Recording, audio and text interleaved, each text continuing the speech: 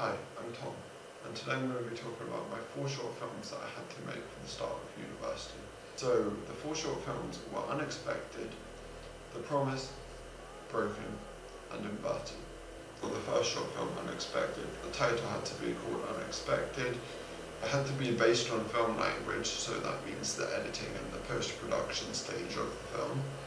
And we can have as many characters as we like, as much dialogue as we like, but it had to be up to 2 minutes max. My role was that I was the sound recorder, so I would go with the microphone and I would stand up recording the sound, making sure it's clear, clean and crisp, so when we get into post and we sync it up, it sounds good. A quick summary of the film was that it was about a boy who doesn't get to see his granddad anymore because he's working and he's grown up, but he still receives pocket money from his granddad, from his little brother, who keeps on giving it to him each week or so.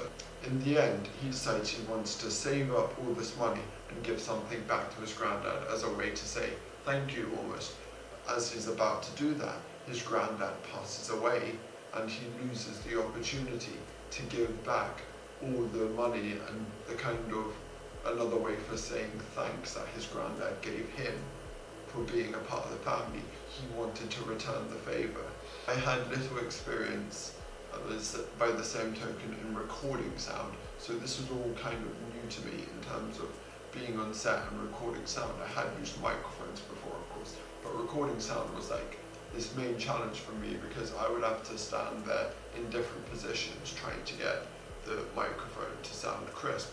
An existing practitioner for me was Walter Murch, this guy who stood out to me when I was recording sound and when I was doing all the sound for the film, because he describes us in this way of film being a language. And what I like about it, and what I think is so true, more importantly, is that film is this language. He says, like, if you're learning German, if you're learning Spanish, French, if you're learning Japanese, you start from ground zero and you know nothing about it, and you learn like loads and loads and loads over the years. One of the things that went well in the film for the time restraint that we had, which was the duration of an afternoon or an evening for the film, was being able to use time wisely, come over the factor of not having daylight or not having like as much daylight, so going in from during the day to during the night, meaning we lost continuity in that sense.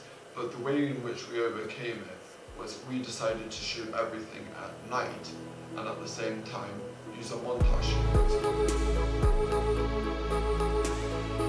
Health and safety. In terms of health and safety, we had this massive tripod and we had the light stands with us, so it became even trickier for us. But in the end, we managed to have a strong short film. Our second short film that we had to make was called The Promise. For this short film, we had to make it driven by the mise-en-scène. So the mise-en-scène being the locations that we used, the clothes that the characters wearing, the eye to detail like the clocks, the like small things in the film that not only help establish continuity, but also help establish things like the location. My specific role in this film was being the editor. I would bring it into post-production. I would then cut the shots together and put them into an order where a sequence actually worked and a flow through the film actually felt good.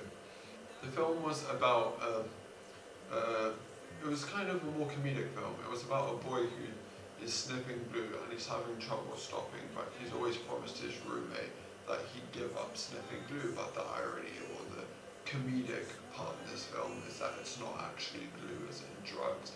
It's as in a Pritt stick. When I was researching about my role being the editor of the film, I wanted to understand more of the colour grading and how to colour grade shots properly to make them look natural and to make each scene flow. I gathered inspiration from The Black Hole. In our film, the setup was that he's trying to sniff glue and he's trying to do it all the time, but he eventually stops.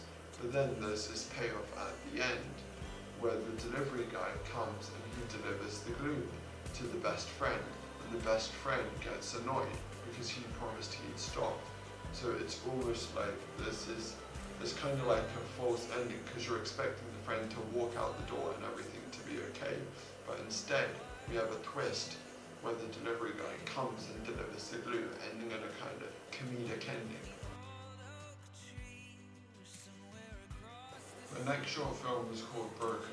What I liked so much about Broken compared to the first two films that I talked about was that with this film we were working with no dialogue, but I had never done like proper directing on set, and what I found so useful from having this experience is that after we had made the short film, I gained some insight and some comments into what my peers thought I could do better, and more in general like what I thought I could improve upon, which really helped me as a filmmaker and it really boosted my confidence. I would say one film that inspired me really, and I'm sure most of the other group would feel this way in terms of the films that we were researching, would be Man Down, which it touched a lot on the same subject. It was about a war hero suffering from PTSD, but it was the only difference being it was a feature film and it had dialogue. But what I thought was so true to this film and what I thought resembled a lot in our film was this film Man Down, for example, was touching first of all on the same subject.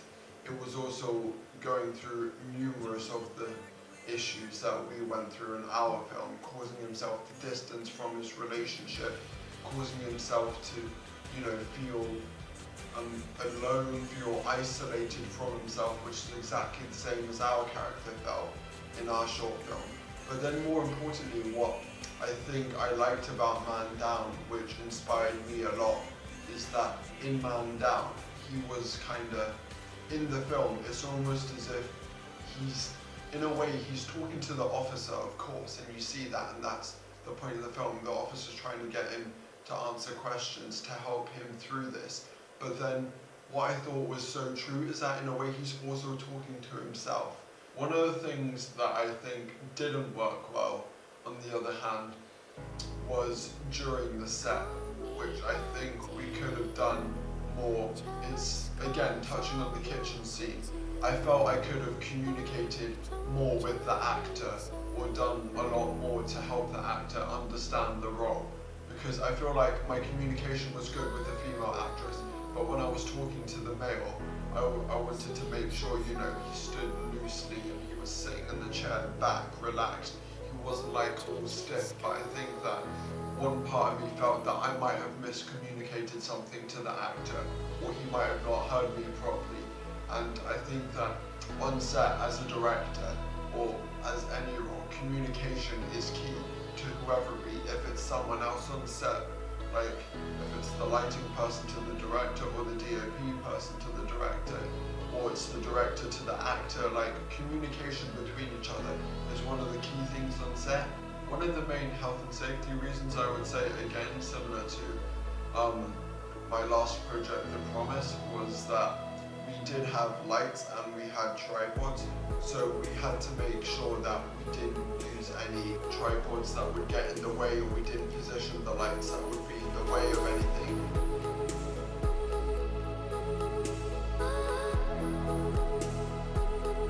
Final film that we made for our first time was called University.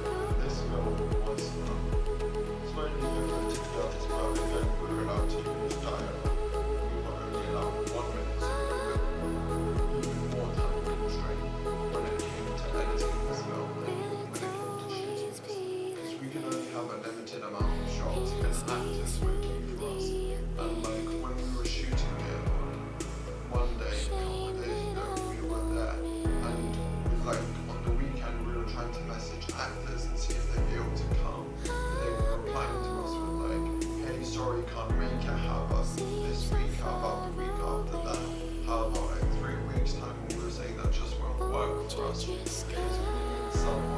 On Monday, so we needed someone for 3 days time, and for us it was like a big issue, and then we had to go to the last resort of me being an actor. For us, in this shoot, health and safety wasn't as much of a consideration, but we still kept it in mind, of course, making sure everything was okay.